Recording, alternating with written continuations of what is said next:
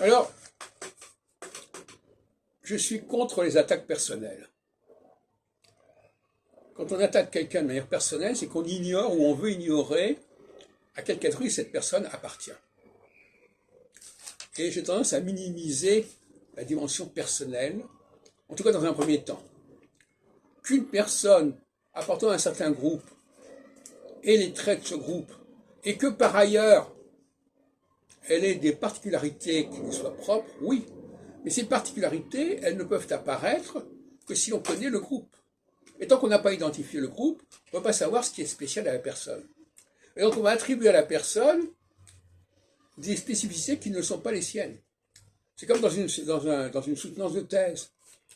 Si vous avez dans le jury des gens qui ne connaissent pas le sujet, ils vont faire des observations au thésard qui ne seront pas pertinentes. Parce que soit le thésard dit des choses que tout le monde sait, mais eux, dans le jury, ne le savent pas, soit il dit des choses particulières, et là, il faut reconnaître cette particularité et cette originalité. Donc, on ne peut pas faire l'impasse de là d'où les gens viennent, quel est leur point de vue, quel est leur bagage. C'est absolument essentiel pour savoir exactement, pour pouvoir jauger, évaluer leur niveau. Parce qu'entre hommes, on est dans le problème du niveau. Entre femmes, on est dans le problème du moi personnel, c'est pas du tout pareil. Et quand on veut changer les critères, ça ne fonctionne pas forcément bien. Donc, l'ignorance conduit à des attaques personnelles. On dit celui-ci, il est comme ça. Non, il n'est pas comme ça.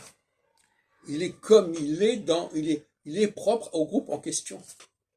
Et tant qu'on ne connaît pas le groupe en question, on ne peut pas savoir qui est cette personne, ce qu'elle a apporté, quelle est sa valeur ajoutée par rapport à son appartenance.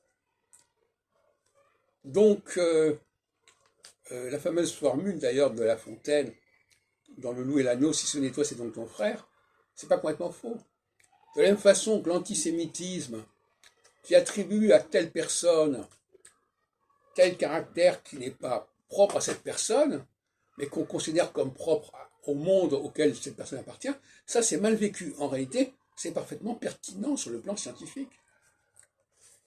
Même si on reproche à des juifs des choses qui ont pu être vécues et réalisées dans le passé, même dans le passé lointain, ça n'est pas complètement aberrant, de mon point de vue. Parce que nous appartenons, les uns et les autres, à des groupes, aussi bien de façon positive que négative d'ailleurs, et tout ça c'est relatif d'ailleurs. Et par conséquent, il est important de le préciser. C'est pour ça que cette interdiction, souvent répétée actuellement, de ne pas évoquer les origines des gens, pas évoquer les appartenances des gens, c'est complètement anti-scientifique, c'est un brouillage. Aux États-Unis, on précise quand même certaines choses. En France, on essaie de tout brouiller. Mais cette façon de brouiller et d'embrouiller, ça correspond à une idéologie féministe. Une idéologie féministe qui est dans la négation de la différence entre les hommes et les femmes.